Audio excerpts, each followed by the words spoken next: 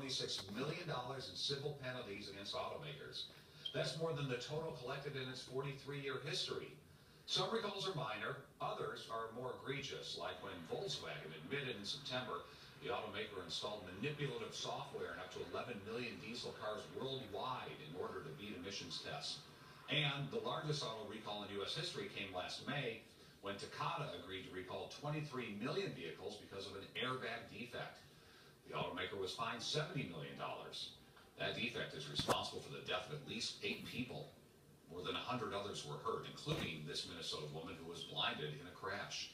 Now, a Hinckley couple is cautioning drivers about a car that could crash without warning. The Sams say the steering locked up and the engine died while they were driving their 2015 Chrysler 200. 2 weeks after they told the automaker about the problem, and days after we spoke with the couple, they received a recall notice in the mail.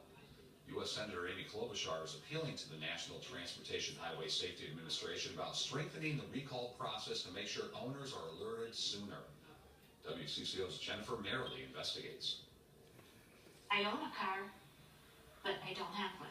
Patty Sam's 2015 Chrysler 200 is parked at the dealership for good. I might not be as lucky next time. Mid-September, the Sams were driving down this hilly stretch of 48 near Clover. Lights started flashing on their less-than-year-old car. And I was going down the hill, and then he said, slow down, and I said, I can't. I said, I don't have any brakes, and he said, well, pull off to the side of the road. I had no steering. My steering wheel locked up, and the engine died. The couple made it to the shoulder, terrified the car would roll back into the creek. It was still on drive. It wouldn't go to park. It wouldn't do anything. And the emergency didn't work.